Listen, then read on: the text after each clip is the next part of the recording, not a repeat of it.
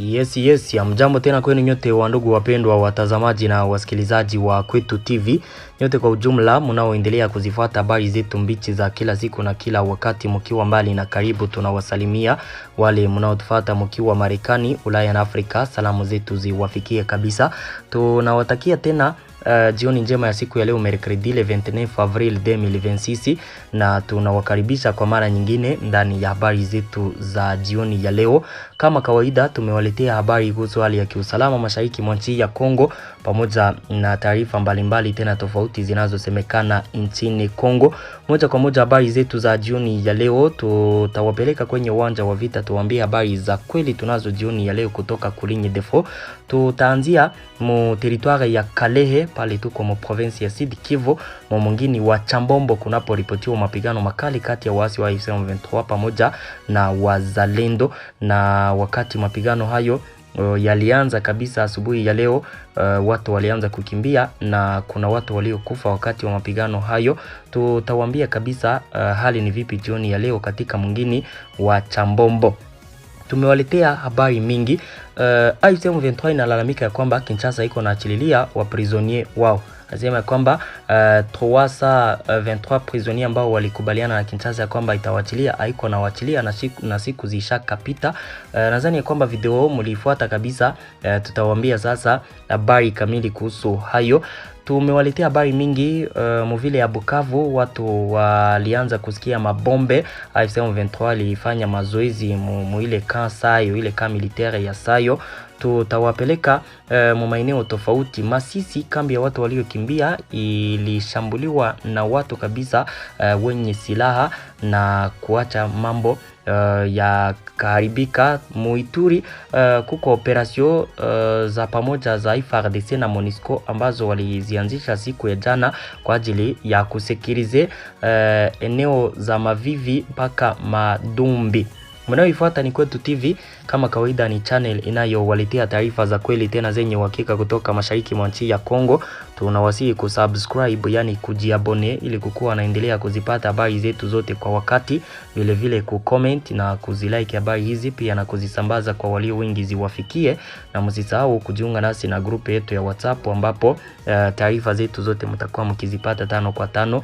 Namna ya kujiunga, gusa hapo kwenye titre, pale chini ya titre mu description kuna linki yetu. Uguse kwenye linki hiyo ujiunge, bila shaka habari zetu zote mtakuwa mkizipata 5 kwa 5. Habari zetu mbichi za jioni ya leo moja kwa moja tutazianzia mu territoire ya Kalehe, kwenye mapigano makali yanaendelea jioni ya leo kati ya wazalendo na waasi wa M23. Ni mapigano ambayo yalianza asubuhi ya leo mapema. Bilikuwa mapigano haya yalianzishwa na waasi wa M23 wakiatake nafasi ya Chambombo inayokaliwa na wazalendo kwa siku kadhaa. Mnajua ya kwamba mapigano ambayo yalikuwa yakiripotiwa mu maeneo ya Kalehe mu siku za kwanza za mwezi huo, wazalendo na M23 walipiganaka sana kule. Wazalendo tena na FARDC wakaweza kurepuza M23 mu vita ambayo walikuwa wakifanya ili wa progresse waende fungula ingine fro, na wanapitia Mwalikale. Mnakumbuka kama M23 ilikuwa imeprogresse sana, wazalendo wakairudisha nyuma, wakaweza tena kuzirekipere eneo zote, na mwingine wa Chambombo nao wakaukamata. Leo mapema kuanzia kabisa saa 2 waasi wa M23 walilansia atake kwa maposition tofauti wanayo ya installe wazalendo mwingine wa Chambombo. Wakati waliatake wazalendo deja nao wakajibu kwa mashambulizi hayo, na moto ukawaka kati ya pande mbili. Mapigano yakaendelea kusikika milipuko kabisa ya silaha nzito na nyepesi. Wanajeshi wa M23 waliowatakia wazalendo walikuwa wametokea katika milima ya Lumbishi, wengine kote zinazoelekea mwaxe za Shanji kule njoke nyewe walitokea na direct wakaanza kuwashambulia wazalendo mwingine wa Chambombo. Wakati sasa wa kushambuliana kati ya pande mbili, wazalendo wakitaka kurudisha nyuma M23 ikitaka kuprogresse, biliendelea kuacha kabisa, na mapigano inakuwa hatari. Na wakati mapigano yalikuwa yakiendelea, anayeitwa Sebutagwira Arerimana, directeur wa Epe Chambombo, alipigwa masasi direct akakufa pale pale.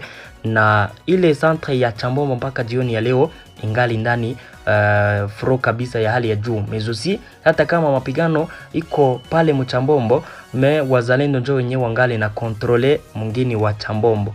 AFC M23 ilitokea muzile axe za Lumbishi na Change ikaatake directement mwingine wa Chambombo. Wazalendo wana mapozisio mingi pale Mchambombo, nao wakaanza sasa kulanse marokete na kuwashambulia wanajeshi wa AFC M23 ambao walikuwa wametokea mu vilima tofauti vinavyo karibia mwingine wa Chambombo.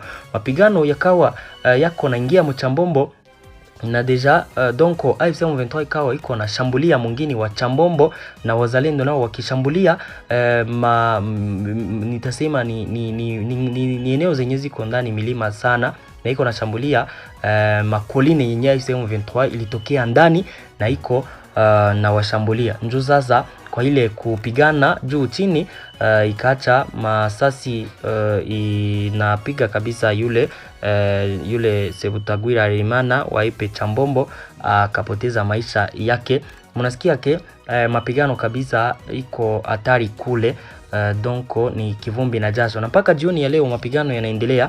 Wazalendo waliresiste sana, walikataa kabisa kuiacha eneo ya Chambombo. AFC M23 nayo ikaendelea kuongeza nguvu, vitu vikawa kabisa biko hatari pale. Donc mapigano yakawa yanaendelea kati ya pande mbili. Matokeo tutayafahamu apre, kwa sababu vita vinaendelea depuis asubuhi mpaka jioni ya leo, na wote wangali mueneo zao zenye walitokea ndani. Ni AFC M23 haijaweza kuingia mwingine wa Chambombo, ingali ikishambulia wazalendo ikiwa ngamo mu vilima vinavyokuwa pale kwenye walitokea ndani, axe za Change na axe za nani za Lumbishi. Ni wazalendo nao mwingine wa Chambombo wako ndani na defense zao wangali napigana na waasi hao. Sasa matokeo tutajua wakati vita vitakuwa vimeisha, kama AFC M23 itaweza kutimua wazalendo mwingine wa Chambombo, kwa sababu waliatakena na wanapenda warekipere Chambombo.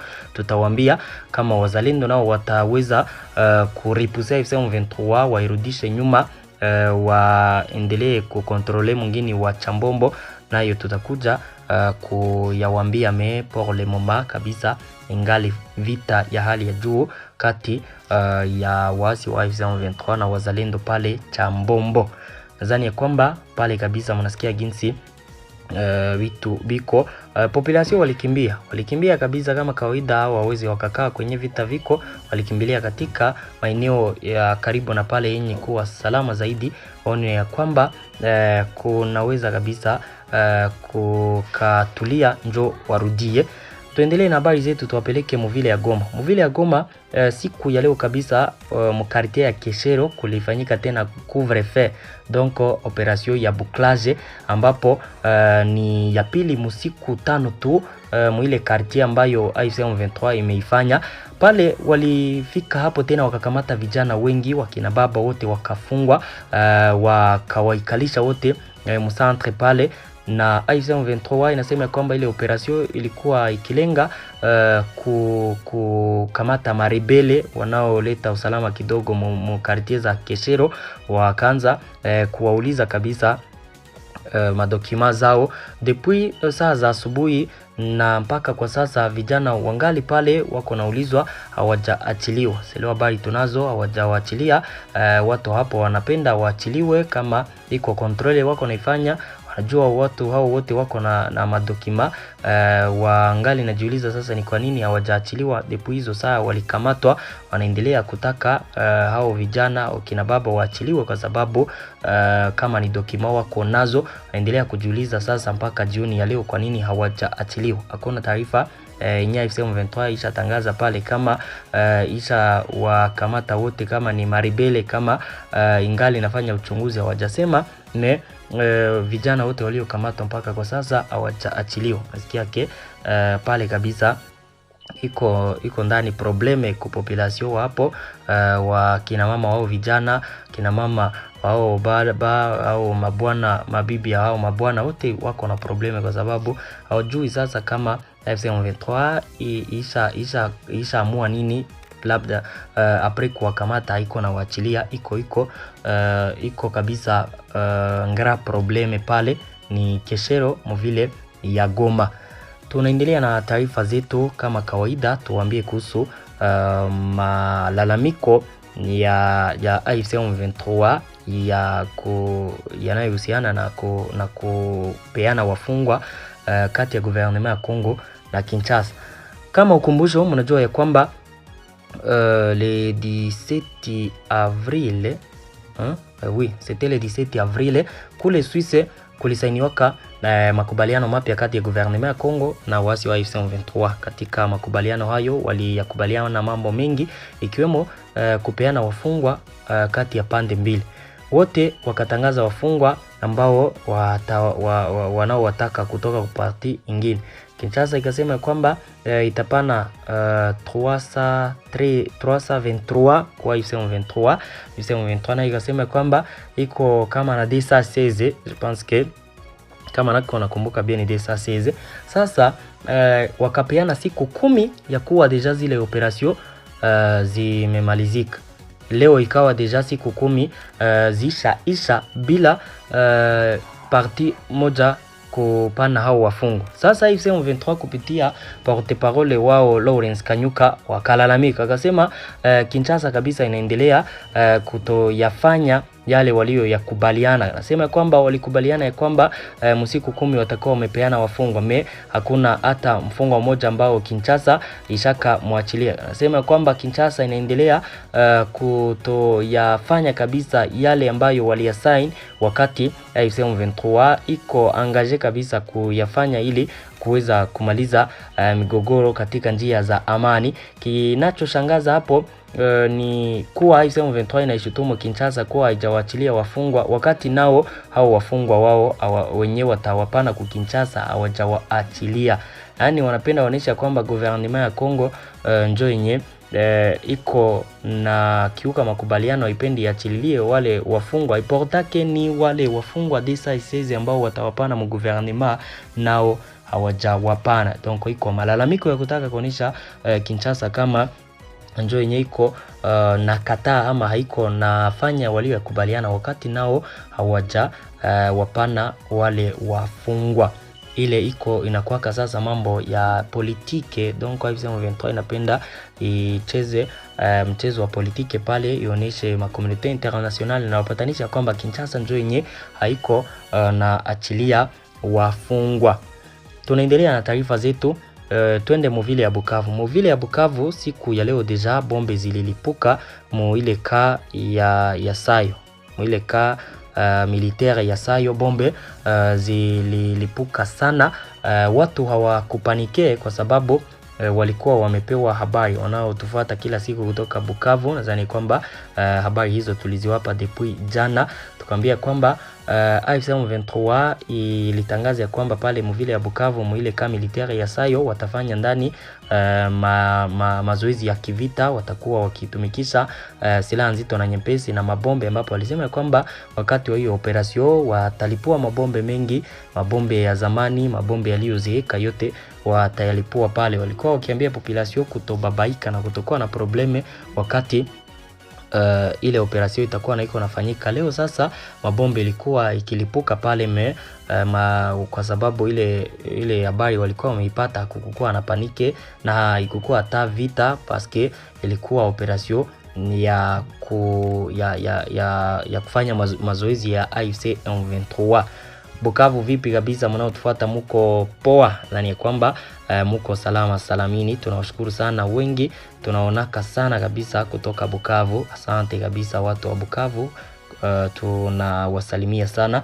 Tuendelee na habari zetu mbichi za jioni ya leo. Tuwapeleke wapi? Mubeni. Beni, governor wa Nord Kivu, gouverneur Somo Kakule alirudia mvile ya Beni baada ya siku mingi na anakaa Kinshasa. Mnajua kwamba alikuwa Kinshasa kabisa kwa siku kadhaa. Je pense que ni siku akose 25 zenye alikuwa amemaliza Kinshasa, kama iko 20 jours.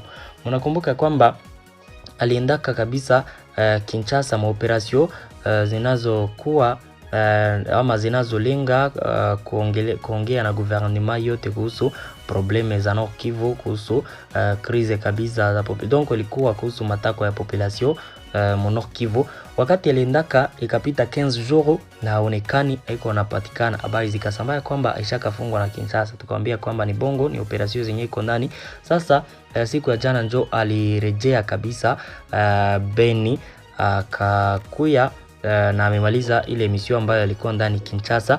Wakati alifika pale kabisa, alielekea deja kwa aeroport ya Mavivi kwenye kuna endelea operasyon za kuijenga bien. Unajua aeroport ya Mavivi ya pale Beni iko na jengwa depuis 2025 iko na jengwa kabisa, na sasa alifanya visite pale kuona kwenye kazi inafikia na kwa encourager wafanyakazi kabisa kwa kazi wanayoifanya ya kuiagrandir na kuijenga bien, kwa sababu ile aeroport ya Mavivi njo aeroport ambayo itakuwa ikitumikishwa sana kabisa kama maeneo yenye gouvernement ina controle.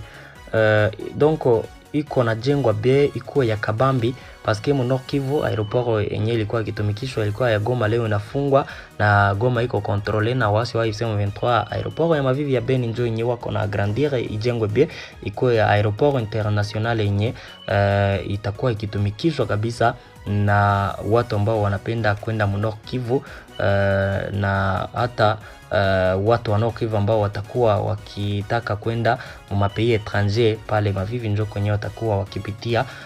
Sasa na mnajua ya kwamba leo Beni njo chef lieu ya Nord Kivu kwenye gouvernement ina controle, kwa sababu Goma deja iko ndani AFC M23. Tuendelee na habari zetu kama kawaida. Nimewaletea habari mingi, niwapeleke Masisi. Masisi hali ya usalama bado inaendelea kabisa kutia wasiwasi kutokana na ginzi kabisa kunaendelea kuripotiwa vitendo vya eneo la watu waliokimbia makazi yao lililengwa na shambulio la kutumia silaha jioni ya siku ya Jumatatu 27. Tukio hilo lilitokea yapata saa 8 usiku katika kitongoji cha Birere ndani ya uwanja wa shule ya msingi ya Masisi nambari 1. Kulingana na vyanzo kadhaa vya ndani, wanaume wasiojulikana wenye silaha walivamia eneo hilo lililokuwa na familia zilizopoteza makazi, wengi wao wakiwa wanawake, watoto na wazee. Wakiwa wameshikwa na wasi katikati ya jioni, wenyeji hawakuwa na chaguo ila kukimbia kwa hofu ili kuwatoroka washambuliaji. Wakati wa ile operasyon wanasema kwamba walifika na wako wanafyatua masasi. Wanasema kwamba walikimbia pande zote ili kuokoa maisha yao. Baadhi ya watoto walitenganishwa na wazazi wao katika mkanganyiko. Washambuliaji walipora mali za watu waliokimbia makazi yao kimfumo. Mbuzi, kondoo na nguruwe vyote walichukua, pamoja na kuku, wakiwemo kuku na bata mzinga. Kwa familia nyingi hizi ndizo zilikuwa njia pekee ya kujikimu. Wanasema kwamba kabisa kila kitu walichokuwa nacho walikichukua hao majambazi, na wanasema kwamba hawajui jinsi watakavyo walisha watoto wao tena. Wanasema kwamba iko mambo mabaya. Wakati wa shambulio hiyo, risasi kadhaa kabisa zilifyatuliwa ili kusababisha hofu na kurahisisha operation hii. Baada ya uhalifu wao, washambuliaji walitoweka na kuacha idadi ya watu waliojeruhiwa na maskini. Baada ya shambulio hiyo pila, watu waliokimbia makazi yao walitoa wito wa dharura wa msaada.